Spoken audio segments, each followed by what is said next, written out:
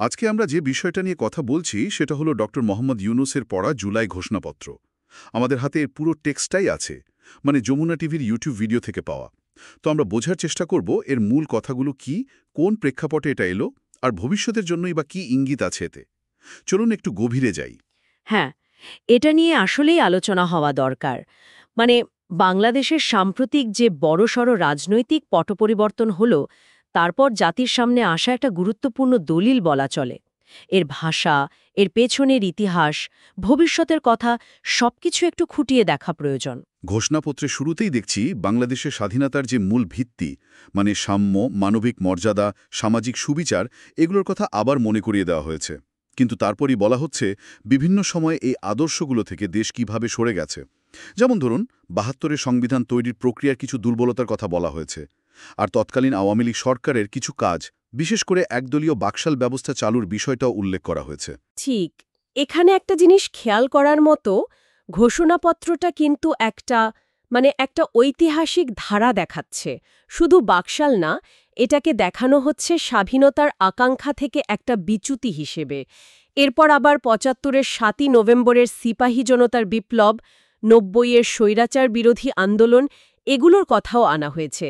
আর এই ধারাবাহিকতাতেই আওয়ামী লীগের প্রায় ১৬ বছরের শাসনের সময়কার বিভিন্ন অভিযোগ আনা হচ্ছে, যে শাসনকে ঘোষণাপত্র সরাসরি ফ্যাসিবাদী বলছে। মানে পুরো ব্যাপারটাকে একটা নির্দিষ্ট ঐতিহাসিক কার্যকারণ হিসেবে দেখানোর চেষ্টা আছে এখানে। আর সেই সময়ের অভিযোগগুলো তো বেশ বেশ গুরুতর। ঘোষণাপত্রে যেমন বলা হচ্ছে গুম, খুন, বিচার ছাড়া হত্যাকাণ্ড, কথা বলার স্বাধীনতা কেড়ে নেওয়া, ব্যাপক দুর্নীতি, টাকা পাচার, আবার সাংবিধানিক প্রতিষ্ঠানগুলো ধ্বংস করার মতো অভিযোগও আছে শেখ হাসিনা সরকারের বিরুদ্ধে।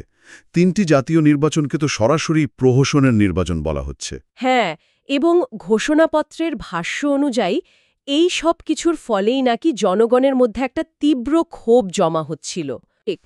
ঘোষণাপত্র বলছে যেটা শুরু হয়েছিল সরকারি চাকরিতে কোটার বৈষম্যের বিরুদ্ধে একটা আন্দোলন হিসেবে, মানে বৈষম্য বিরোধী ছাত্র আন্দোলন, সেটাই পরে সরকারের দমনপীড়নের কারণে একটা গণ অভ্যুত্থানে চেহারা নেয়। আর শুধু ছাত্ররা নয়, সমাজের সব স্তরের মানুষ নাকি এতে যোগ দিয়েছিল, এই বয়ানটা খুব জোর দিয়ে বলা হয়েছে। ঘোষণাপত্রে এই আন্দোলনে প্রায় ১,০০০ মানুষের মৃত্যু আর অনেকে যে পঙ্গু হয়েছেন সেই কথাও বলা আছে। সংখ্যাটা আসলেই ভয়াবহ। এরপর উল্লেখ করা হয়েছে একদম শেষ পর্যায়ে সামরিক বাহিনী জনগণের পক্ষে অবস্থান নেয়, আর তার ফলে ৫ই আগস্ট শেখ হাসিনা পদত্যাগ করে দেশ ছাড়তে বাধ্য হন। এরপর সংসদ ভেঙে দেওয়া হয় এবং সংবিধানের ১০৬ অনুচ্ছেদ, যেটা দিয়ে সুপ্রিম কোর্টের পরামর্শ চাওয়া যায়, সেটার ভিত্তিতে ডক্টর ইউনূসের নেতৃত্বে অন্তর্বর্তী সরকার গঠিত হয়। আচ্ছা, এইখানে ঘোষণাপত্রের একটা মূল আইনি আর রাজনৈতিক যুক্তিটা আসছে। মানে পুরো ঘটনা প্রবাহকে জনগণের সার্বভৌমত্বের একটা প্রকাশ হিসেবে দেখানোর চেষ্টা করা হচ্ছে। এটাকে বৈধতা দেওয়ার চেষ্টা আর কি। তো এটা শুধু অতীতের সমালোচনা না, ভবিষ্যতের একটা রূপরেখাও বটে।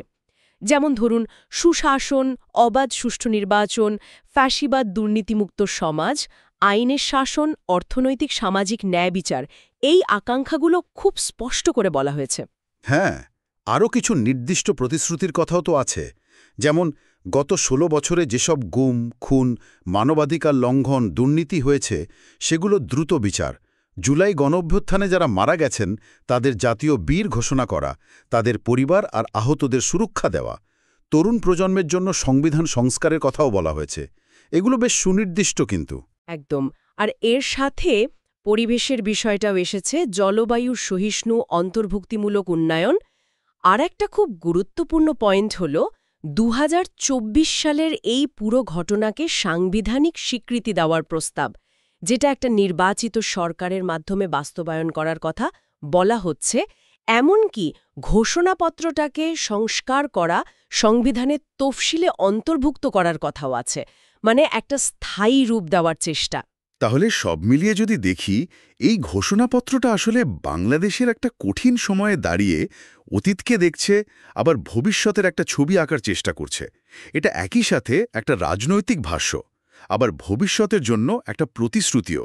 ঠিক তাই, একটা জাতির ক্রান্তিকালের আশা আকাঙ্ক্ষার একটা দলিল বলা যেতে পারে। কিন্তু আসল প্রশ্নটা তো থেকেই যাচ্ছে, তাই না?